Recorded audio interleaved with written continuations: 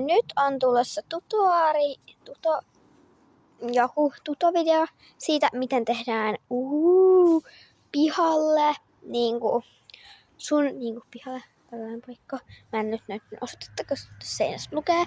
Ja niin me tehdään nytten tallitie ja hiekkaa saa hakea lisää tuolta. Mut joo, aloitetaan nyt sentään näistä. Eli niin.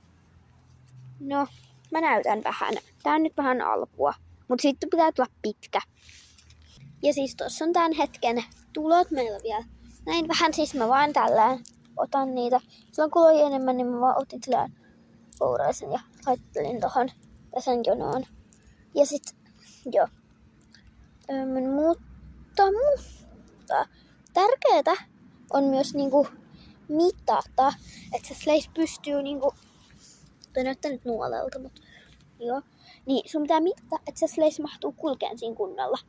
Ja itellä on ihan Milla ja Lady mukana. Mä en tiedä miksi mä otin Millan. Mitä Ladylla on korvassa? Joo, mut siis, joo. Hyvin mahtuu.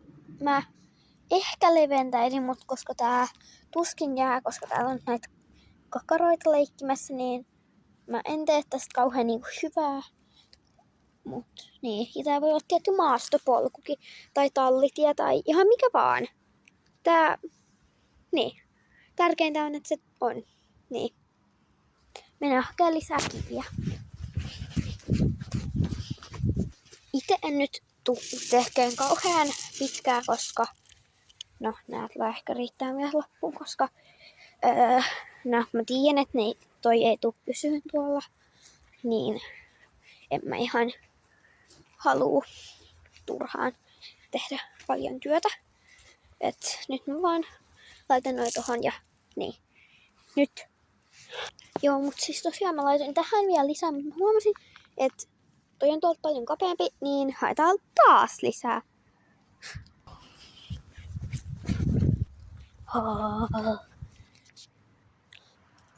Wow.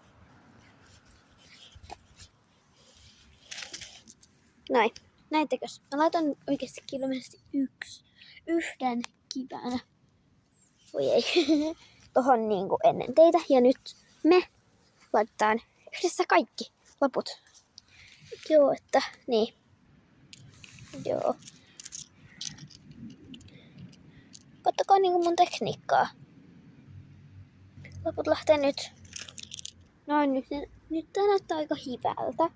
Ja tästä tulee niin hyvä kun kuvaa tällään. Et, no, mä nyt pikaisesti näytän. Ja seuraava tuto, mikä tulee, on joku toinen tuto. Mut joo.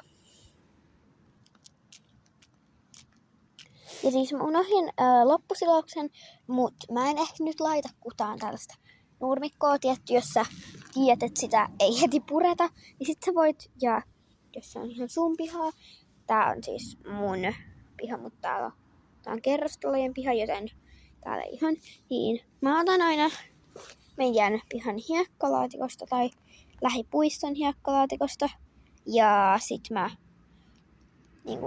ja sit mä ripottelen sitä hiekkaa noihin väleihin. Mut joo, se olisi taas moikan paikka ja seuraava tuto mikä tulee. Mä en oikeastaan muista mikä tuto seuraavaksi tulee, mut joo, moikka!